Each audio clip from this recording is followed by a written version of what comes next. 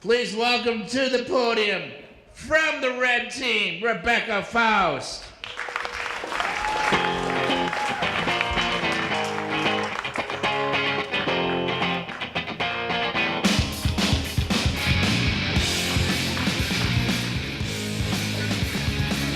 And from the blue team, please welcome her first time with her walk-up music, Heather Altfeld.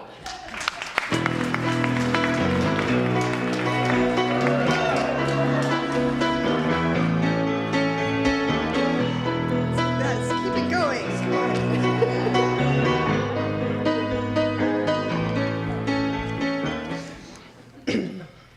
Just a small town boy. And the topic for the 6th inning of the 5th annual World Series of Poetry is libraries.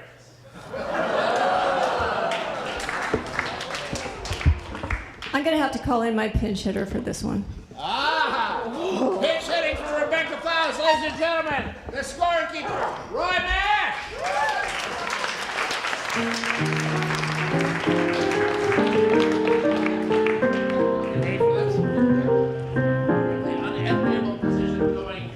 Oh no!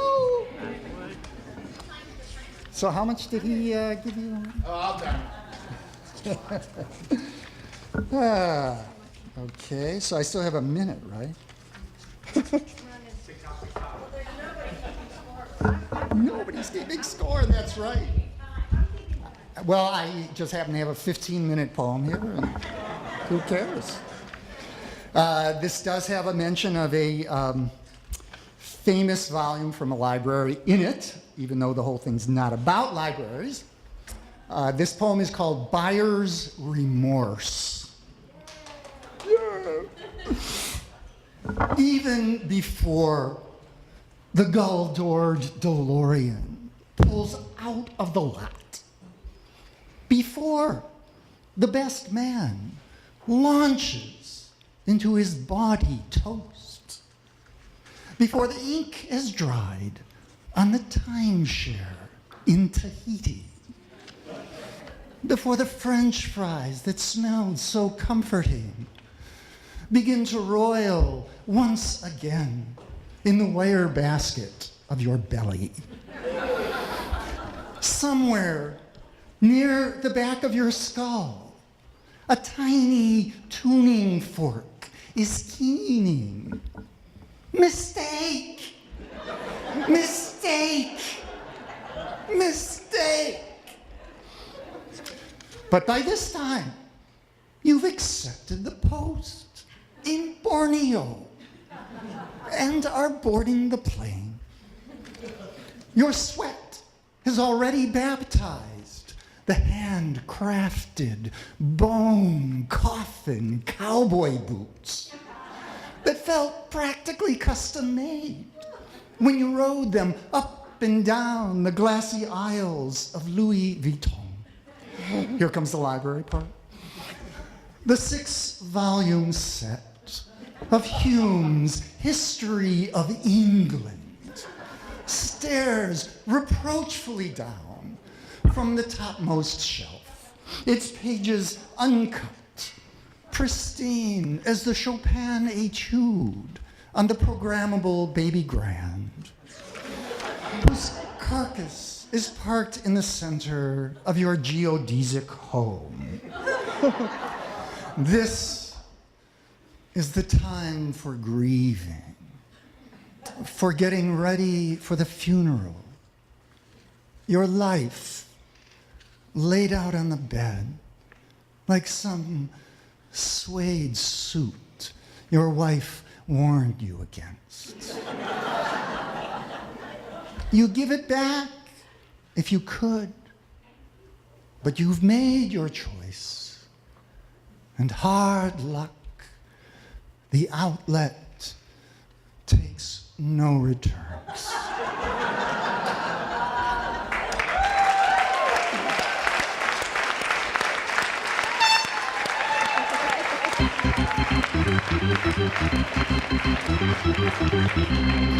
For her too.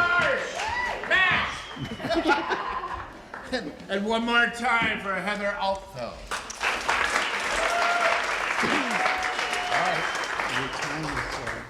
starting now. Oh. This not only has well, I had a library in the last poem. I just want to point that out in Sinkhole. But this not only has a library in it, but it's got specific book titles. It's called From the Gable. She's ironing doll clothes again, smoothing hot calico and pressing lace, turning the narrow dress sleeves of her own small daughters. They are all getting ready for the Seder. Tiny matzah arranged around a tea table for 4, candlesticks of beeswax rolled between her thumbs, thimble-sized place cards at each seat. As mushroom soup cooks on the stove, she lays the Lincoln logs in sweets and draws fleece-capped boys sledding down snowy hills. Her library is stocked with Arabian Nights, Little House. Childhood is slipping through her small fingers. Just around the corner, the neighbor's daughter shaves her leg and nicks one of her knees. A classmate is caught kissing under the oleander.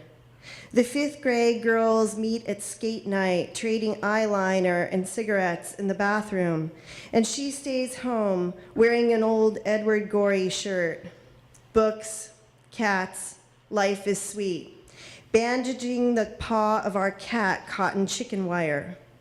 None of the boxcar children ask her for anything.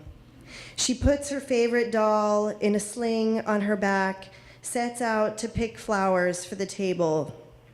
Can she see the edge of this life? Surely she can see it from this pitched and sloping place.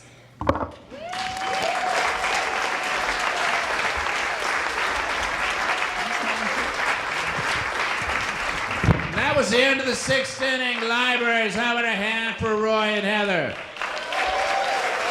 And the 6th inning? Okay, this was, I mean, again, as a sports writer all my life and now sports broadcaster, a pinch hitter. I mean, come on. You guys are talking my language here. And I loved how, it was this legal substitution. We did a double switch, all the things we baseball fans love. So Rebecca and Roy were really pulling out into the lead. And Roy, every married man in the audience just felt the flop sweat pouring down our forehead as you read, mistake, mistake, mistake. I'm kidding, of course, I'm kidding. Life is a suede suit, man. That is something I'm gonna think about probably about 3 a.m. as I'm staring at the ceiling, depressed as hell. So that was great job. However, Heather, there was something very innocent about your From the Gable that I relate to baseball. There was one, you said our protagonist had books and cats at home. The only thing missing was a ball game on the radio, right? Right? And you said that very beautiful line, childhood is slipping through her small fingers, and we take our kids to baseball games, and it's all so fragile. So Heather, you get the win.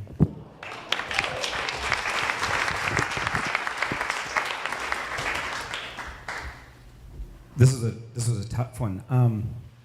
Becky, I understand that doctors in Marin have done wonders with laser hair removal.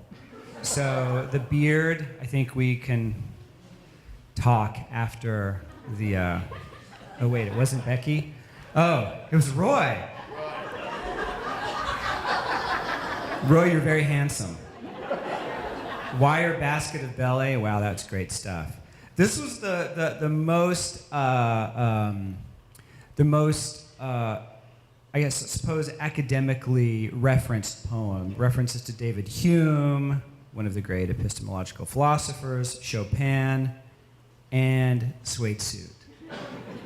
It's like the trifecta for a poem. Heather, I love the childhood is slipping through her fingers. The neighbor daughter shaving her legs. I didn't know if that was erotic or creepy, maybe a little bit of both. 5th grade girl sharing cigarettes. 5th grade? Really? Cigarettes? Dear Diary. I never met those girls. And boxcar children. Wow, that was like Dirty Pool throwing in boxcar children. But I have to give it to the suede suit and the spontaneous pinch hit. The suede suit that his wife warned him about. So the topic was libraries. We kind of forgot about that. But there were some libraries. I'll leave it at that. Heather, the tiny matzah. I just love the tiny matzah. Kissing under the oleander is this beautiful, this beautiful evocation of ripening adolescence in that poem, and naughtiness and pushing boundaries I thought was great, which you could do in a library, I guess. Edward Gorey. Love Edward Gorey. And Roy, I love the passion of your delivery and the humor of the poem, and the mixing humor and seriousness, humor and gravity is a hard thing to do. I thought that was done really well. I haven't convinced myself who is winning this yet. I'm going to flip over this dollar. Heads, it's Roy, and tails, it's Heather. How about that? It's Roy!